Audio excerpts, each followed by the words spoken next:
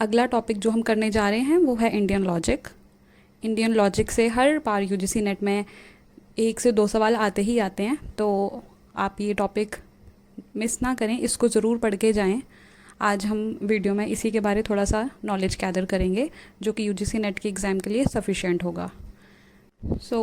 Indian logic में 2 concepts होते हैं, Orthodox and heterodox. Indian logic में जो हम पढ़ने जाएंगे मेन दैट इज़ ऑर्थोडॉक्स, जो कि हमारे यूजीसी नेट के लिए इंपॉर्टेंट है। ऑर्थोडॉक्स आर द वन जो बिलीव करते हैं गॉड में, और हेटेरोडॉक्स वो हैं जो बिलीव नहीं करते गॉड में। ठीक है, ऑर्थोडॉक्स के अंडर एक थ्योरी है जिसको बोलते हैं न्याय थ्योरी, जिसका हम डिटेल स्टडी करेंगे यहाँ पे। न्याय का मतलब क्या है? Source of knowledge. Source of knowledge आपको पता है कि हाँ, नॉलेज कहाँ कहाँ से गैदर हो रही है, दैट इज़ न्याय। ठीक है, न्याय थ्योरी इसी पे बेस्ड है। अब न्याय 6 प्रकार के होते हैं, जिसको टाइप्स उसको बोलते हैं प्रमाण्स। मतलब आपको ये जो टर्म्स है ना, ये वर्ड्स हैं जो, जैसे न्याय वर्ड है, प्रमाण हो गया, जितने भी वर्ड्स हम पढ़ेंगे आपको दिमाग में फिक्स करके रखने हैं ये। तो न्याय के 6 प्रमाण्स हैं। उन 6 प्रमाणों को 2 पार्ट्स में डिवाइड किया गया है, प्रमा एंड अप्रमा। प्रमा 4 प्रकार के होते हैं, अप्रमा 2 प्रकार के होते हैं। प्रमा को वैलिड सोर्स भी कहा जाता है। एंड प्रमा कौन से 4 हैं? प्रत्यक्ष, अनुमान, उपमान, शब्द। तो प्रमा आपको ये 4 याद रखने हैं कि कौन से 4 प्रमा है। कई बार एग्जाम में क्वेश्चन आ जाता है, ये आपको टर्म्स दे देंगे और वो बोलेंगे चूज़ करो कि ये प्रमा है या अप्रमा है। या फिर आपको क्वेश्चन में आएगा कि इनमें से 4 ऑप्शंस दिए होंगे, इनमें से प्रमा कौन सा है। आपको पता होना चाहिए प्रमा है क्या। आप सही ऑप्शन तभी सिलेक्ट कर पाएंगे। मिक्स करके ऑप्शंस देंगे वो आपको, अलग अलग टर्म्स डाल देंगे। तो अगर आपको पता ये 4 प्रमा हैं, प्रत्यक्ष, अनुमान, उपमान, शब्द, so you will be able to answer the question very easily. Now let's study about अप्रमा। अप्रमा 2 टाइप्स के होते हैं। अप्रमा को इनवैलिड सोर्स भी कहा जाता है। इसमें 2 आते हैं, अर्थपट्टि एंड अनुपलब्धि। ठीक है, आपको दिमाग में बिठा के रखने हैं। वंस अगेन, न्याय के 6 प्रमाण होते हैं, वो प्रमाणों को 2 पार्ट्स में डिवाइड किया है। 4 प्रमा हैं, 2 अप्रमा हैं। प्रमा को वैलिड सोर्स कहते हैं, अप्रमा को इनवैलिड सोर्स कहते हैं। प्रमा जो 4 हैं उनके नाम क्या हैं? प्रत्यक्ष, अनुमान, उपमान, शब्द। एंड अप्रमा जो 2 प्रकार के हैं वो हैं अर्थपट्टि एंड अनुपलब्धि। ठीक है, तो समटाइम्स एग्जाम में क्वेश्चन आता है कि बुद्धिज़्म में कौन से 2 सोर्स को वैलिड माना है, कौन से 2 न्याय सोर्स को वैलिड माना है। तो दे आर प्रत्यक्ष एंड अनुमान। आपको ये सब कुछ अच्छे से याद करके जाना है एग्जाम के लिए। अब हम लोग जो वैलिड सोर्सेज और इनवैलिड सोर्सेज हैं हम उनकी डिटेल पढ़ेंगे थोड़ा, जितना भी हम हमारे एग्ज़ाम के बेस पे इम्पॉर्टेंट है। तो प्रत्यक्ष को परसेप्शन कहा जाता है।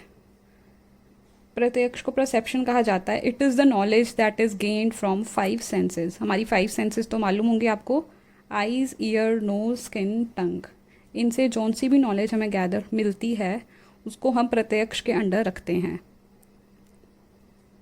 अब हम पढ़ेंगे प्रत्यक्ष की स्टेजेस। प्रत्यक्ष की 2 स्टेजेस मानी गई हैं, निर्विकल्प एंड सविकल्प। निर्विकल्प वो वाली हैं क्वालिटीज़ जो कि एक्सटर्नल क्वालिटीज़ होती हैं, बेयर सेंसेशन होती है एक्सटर्नली। जैसे हम समझ लो कुछ गर्म टच करते हैं, हमें पता लग गया दिस इज़ हॉट, हम अपना हाथ पीछे हटा लेते हैं। ठीक है, तो एक्सटर्नली हमें जो चीज़ें पता लगेंगे। सविकल्प इंटरनल क्वालिटीज़ को डिस्क्राइब करता है। Substance with its attributes like character हो गया, ये सब कुछ आता है सविकल्प में। नेक्स्ट इज टाइप ऑफ प्रत्यक्ष। प्रत्यक्ष 2 प्रकार के होते हैं, लौकिक एंड अलौकिक। अब अलौकिक में आगे 3 तरह के बताए हैं, सामान्य लक्षण, ज्ञान लक्षण, योगराज। सामान्य लक्षण मीन्स जो सबके सामान्य है, जो कि ज़्यादा पाया जाता है, which is active and intelligent. जो लोग एक्टिव एंड इंटेलिजेंट होते हैं वो सामान्य लक्षण की कैटेगरी में आते हैं। ज्ञान लक्षण वो हैं जो बहुत ही ज़्यादा इंटेलिजेंट होता है, like 1 step ahead of everyone. Next is Yograj, जिनके पास सुपर सेंसेस होते हैं, जैसे कि एस्ट्रोलॉजर्स। तो ये हैं टाइप्स ऑफ प्रत्यक्ष के 2 कैटेगरीज का डिटेल थोड़ा सा, जिसकी टर्म्स आपको याद रखनी है। नेक्स्ट हम जो प्रमा पढ़ेंगे दैट इज़ अनुमान। अनुमान को अनुमिति भी कहा जाता है। अनुमान वर्ड से ही पता लग रहा है, हम अनुमान लगा रहे हैं किसी चीज़ का कि ऐसा होगा वैसा होगा। तो ये कॉज एंड इफेक्ट का रिलेशनशिप को डिस्क्राइब करता है। अब मेनली इंडियन लॉजिक में एक टर्म को डिस्क्राइब करने अलग अलग वर्ड्स दिए हैं, जैसे अनुमान को अनुमिति कहा जा रहा है, वैसे ही कॉज एंड इफेक्ट के रिलेशनशिप के लिए अलग अलग टर्म्स यूज़ की जाते हैं इंडियन लॉजिक में। कॉज को कहा जाता है व्यापक, इफेक्ट को कहा जाता है व्यापा, और जो रिलेशन इसका डिस्क्राइब कर रहा है उसको व्याप्ति कहा जाता है। कि इन दोनों का एक दूसरे से क्या व्याप्ति है, रिलेशन की जगह व्याप्ति वर्ड यूज़ होता है। तो कॉज के और भी कुछ नाम हैं, जैसे कि हेतु, प्रोबैन, लिंगा, सत्प्रतिपेक्षा, व्यापक। व्यापक तो हमने पहले भी किया है। सिमिलरली इफेक्ट के अदर नेम्स क्या क्या हैं? प्रोबैंडम, लिंगी, साध्या एंड व्यापा। तो आपको ये टर्म्स वर्ड्स पता होने चाहिए। कई बार पूछ लेते हैं, मैच तो फॉलोइंग में आ जाएगा, किस वर्ड का किसके साथ रिलेशन है। तो आपको पता होगा अगर कॉज के ये सभी वर्ड है तो आप उनका रिलेशन ईजिली बना पाएंगे। तो अगला प्रमा जो हमने पढ़ना है दैट इज़ उपमान। उपमान मीन्स कंपैरिजन या रिजेम्बलेंस या एनालॉजी। ठीक है, इसमें सिर्फ आपको इतना ही याद रखना है, जब किसी चीज़ का कंपैरिजन कर रहे हो या कोई चीज़ एक दूसरे से मिलती जुलती हो तो वो उपमान के अंडर गिनी जाएगी इंडियन लॉजिक में। जो शब्द है वो दो प्रकार के हैं, वैदिका एंड सेक्युलर। सेक्युलर वो है जिस पे हम लोग सवाल उठा सकते हैं। वैदिक वो है जैसे कि हमारी होली बुक्स हो गई, उसके ऊपर कोई सवाल नहीं उठा सकता। ठीक है, कई बार शब्द का सीक्वेंस पूछ लेते हैं कि शब्द का सीक्वेंस कौन सा है, करेक्ट सीरियल सीक्वेंस सिलेक्ट करें, एग्जाम में पूछ लेते हैं। तो आपको इसका सीक्वेंस मालूम होना चाहिए। सबसे पहले आता है आकांक्षा, फिर सेकंड नंबर पे है योग्यता, थर्ड पे है सानिधि, फोर्थ पे है तात्पर्य। तो आकांक्षा का मतलब होता है मीनिंगफुल, आपका जो वर्ड होते हैं वो किस तरह से, इट शुड बी मीनिंगफुल, इसमें एबिलिटी होनी चाहिए। सानिधि प्रॉपर सीक्वेंस होना चाहिए आपके वर्ड्स का। तात्पर्य रेलेवेंट होना चाहिए, ऐसे नहीं कि आप कुछ भी बोल रहे हैं, रेलेवेंस होनी चाहिए थोड़ी आपकी वर्ड्स जो भी आप यूज़ कर रहे हैं। अगला हमने जो पढ़ना है दैट इज़ अर्थपट्टी। इट कम्स अंडर अप्रमा। हमने पढ़े थे ना, प्रमा एंड अप्रमा दो हैं, तो ये अर्थपट्टी कम्स अंडर अप्रमा। अर्थपट्टी मीन्स इमेजिनेशन के ऊपर जो बेस्ड है। ठीक है, इसके जो कीवर्ड्स हैं, कीवर्ड्स ही याद रखने हैं, जैसे कि आपको सपोजिशन, एजम्पशन, इमेजिनेशन, कल्पना, पॉस्ट्यूलेशन, ये इसके कीवर्ड्स हैं जो कि एग्जाम में आ सकते हैं। आपको याद रखना है अगर ये कीवर्ड आते हैं तो वो क्या है, दैट इज़ अर्थपट्टी। नेक्स्ट हम जो पढ़ रहे हैं अर्थपट्टी, ये आता है न्याय में। जैसे हमने दो पढ़े थे ना, प्रमा एंड अप्रमा, दो अप्रमा थे ये, अर्थपट्टी एंड अनुपलब्धि। तो अर्थपट्टी का मतलब है इमेजिनेशन। इसके जो कीवर्ड्स हैं वो हैं सपोजिशन, एजम्पशन, इमेजिनेशन, कल्पना, पॉस्ट्यूलेशन। तो ये कीवर्ड्स कई बार आ जाते हैं एग्जाम में एंड पूछते हैं कि हाँ ये कौन सा वाला न्याय है, कौन सी थ्योरी में, किस थ्योरी के अंडर आएगा। तो अर्थपट्टी में आएगा। अर्थपट्टी किसके अंडर है? अप्रमा, अप्रमा न्याय के अंडर। लास्ट सेकंड अप्रमा जो था हमारा दैट इज़ अनुपलब्धि।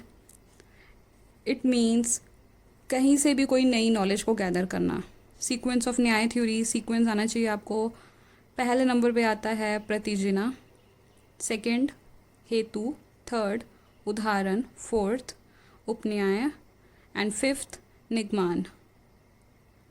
ये सीक्वेंस कई बार आ जाता है कि आप असेंडिंग ऑर्डर में करें, डिसेंडिंग ऑर्डर में करें सिलेक्ट, तो आपको ये सीक्वेंस आना चाहिए न्याय थ्योरी का। इज फैलेसी, जिसको असिद्धा भी कहा जाता है, ये कुछ एरर्स है जो इंडियन लॉजिक में पाए गए हैं। फैलेसी दो तरह की होती है, फॉर्मल एंड इनफॉर्मल। इसके भी आपको टर्म्स याद रखने हैं। ठीक है, तो फॉर्मल में क्या होता है? Appeal of probability, to take something for granted, bad reason, fallacy of masked man, non sequitur, irrelevant. तो इसमें आपको वर्ड्स याद रखने हैं। जैसे वो बोल देंगे बैड रीजन कौन से फैलेसी के अंडर आएगा, so you know it is formal fallacy के अंडर आएगा। Now let's study about informal फैलेसीज, जिसका थोड़ा डिटेल्ड है। फैलेसी ऑफ रेलेवेंस है इसमें पहले, इनफॉर्मल में fallacy of relevance, fallacy of ambiguity, fallacy of pre assumption, fallacy of defective induction. ठीक है, अब इस फैलेसी ऑफ रेलेवेंस के अंडर क्या क्या आता है जो फैलेसी ऑफ रेलेवेंस में गिना जाएगा? Appeal to emotion, the red हेरे, straw man, the attack on person, appeal to force, missing the point, argument to pity, ये सब रेलेवेंस के फैलेसी में आएगा। Next is fallacy of ambiguity, equivocation, amphiboly, accent, composition, division, ये सब ambiguity के under आ रहा है फैलेसी के। Fallacy of presumption means accident, bagging the question, complex questions, ये फैलेसी ऑफ प्रिजम्पशंस में आ रहा है। Next is last one is fallacy of defective induction, appeal to ignorance, appeal to inappropriate authority, false reason and generalization। तो इसमें exam में कैसे आएगा question, वो आपको पूछ देंगे कि अपील टू फोर्स कौन सी वाली फैलेसी है, अपील टू फोर्स कौन सी फैलेसी है। आप कंफ्यूज होंगे कौन सी है, अपील टू इग्नोरेंस तो नहीं है, अपील टू फॉल्स नहीं। अपील टू फोर्स आपको मालूम होना चाहिए, it is fallacy of relevance. तो ये सारी आपको याद रखनी है फैलेसीज़ की, कौन सी क्या फैलेसी है और वो किसके अंडर आती है और वो फॉर्मल है या इनफॉर्मल है। आपको मेनली इनके वर्ड्स याद रखने होते हैं कि अटैक ऑन अ पर्सन किस में आएगा, रेलेवेंस में। एक्सीडेंट किस में आएगा, प्रिजम्पशन में। ठीक है, एक्सीडेंट किस में आएगा, एम्बिग्विटी में। तो ये सब अपने आप को दिमाग में रखना है कि हाँ किसकी कौन सी फैलेसी है और किसके अंडर आ रहा है। बस इंडियन लॉजिक में यही कुछ इंपॉर्टेंट चीज़ें हैं, मेनली ये टर्म्स हैं जो आपको अपने दिमाग में बिठा के रखनी है बिफोर एग्ज़ाम। आपको मालूम होना चाहिए किसके कितने टाइप्स हैं, किसके लिए कौन सा सिनोनिम यूज़ हुआ है, दैट्स इट। अब हम कुछ क्वेश्चंस देखेंगे जो कि इंडियन लॉजिक पे बेस्ड हैं। सबसे पहला question, it says which of the following is considered to be the most sophisticated natural theologies. Option A Nyaya, B Buddhism, C Jainism and D none of these. तो हमने अभी न्याय थ्योरी पढ़ी है, उसमें हमने पढ़ा था कि बुद्धिज़्म ने क्या क्या माना है, वो बाद में आई है थ्योरीज। तो सबसे पुरानी थ्योरी जो हम देखेंगे वो न्याय थ्योरी ही है, बुद्धिज़्म जैनिज़्म बाद में आई है। So option A is correct, न्याय थ्योरी इज़ करेक्ट आंसर। अगला क्वेश्चन, उपमान इज़ बेसिकली अनुमान, टेस्टिमनी, कंपैरिजन या फिर ऑब्जेक्टिव ऑफ नॉलेज। तो इसमें है आपका सही आंसर आपको मालूम तब होगा जब आपको उपमान पता है कि हाँ उपमान का मतलब क्या है। उपमान का हमने पढ़ा था कि रिजेम्बलेंस, एनोलॉजी या कंपैरिजन, ये उसके वर्ड्स हमने पढ़े थे, कीवर्ड्स। तो इसमें हमारे को आराम से मिल रहा है option C comparison, which is the right option. अनुमान is basically comparison. Next question, Which of the following term is used for the word probandum? Option A साध्या, B व्यापा, C हेतु एंड D अनुमान। तो अब आपको याद होना चाहिए कि हमने प्रोबेंडम वर्ड कहाँ पे पढ़ा था। प्रोबेंडम वर्ड हमने पढ़ा था कॉज एंड इफेक्ट के रिलेशन में। कॉज एंड इफेक्ट के रिलेशन में पढ़ा था। इफेक्ट के अंडर हमने अदर वर्ड्स पढ़े थे, उसमें प्रोबेंडम आया था। प्रोबेंडम, लिंगी, साध्या, व्यापा, ये अदर वर्ड्स थे इफेक्ट को डिस्क्राइब करने के लिए। तो अब आपके ऑप्शंस में सामने दिख रहा है कि साध्या option number A is correct. ठीक है, क्योंकि ये उसके अदर वर्ड्स में आता है। तो आपको सभी के जिस टर्म्स के भी मैंने आपको अदर वर्ड्स लिखवाए हैं वो आपको याद रखने हैं। इसकी जगह और भी कोई वर्ड पूछ सकते थे, व्यापा पूछ लेते वो कि हाँ व्यापा किसके साथ लिंक्ड है। आपको मालूम होना चाहिए कि प्रोबेंडम, लिंगी, साध्या, व्यापा, ये इफेक्ट के अदर वर्ड्स जो यूज़ किए जाते हैं इंडियन लॉजिक में। नेक्स्ट क्वेश्चन, न्याय मैंशनड 4 सोर्सेज और प्रमास ऑफ नॉलेज। अब इन्होंने 4 सोर्सेज के नाम बताए हैं, प्रत्यक्ष, अनुमान, उपमान एंड शब्द। Nyaya argues that outside world is known to us through senses, mind, A और बी नन ऑफ दीज। तो हाँ हमने पढ़ा है एक्सटर्नल एंड इंटरनल, सेंसेस वाला भी पढ़ा है हमने। तो हाँ न्याय थ्योरी में सभी चीज़ें इंक्लूडेड हैं, माइंड भी, सेंसेस भी। तो A and B option number C is correct. Next एक और क्वेश्चन बस ये देख लेते हैं। द डिस्टिंक्शन बिटवीन लौकिक एंड अलौकिक is made with reference to which one of the following प्रमाण्स। ऑप्शन ए अनुमान, बी उपमान, सी प्रत्यक्ष and fourth option D is शब्द। तो हमने पढ़े थे प्रत्यक्ष के 2 टाइप्स जिसमें लौकिक एंड अलौकिक आया था, इसका ऑप्शन सी करेक्ट है। और हमने स्टेजेस प्रत्यक्ष की पढ़ी थी, निर्विकल्प, सविकल्प। आपको ऐसे सारे टर्मिनोलॉजी याद होनी चाहिए क्योंकि कई बार डायरेक्ट क्वेश्चन इसी तरह आ जाता है जैसे मैंने आपको दिखाए हैं कुछ क्वेश्चंस।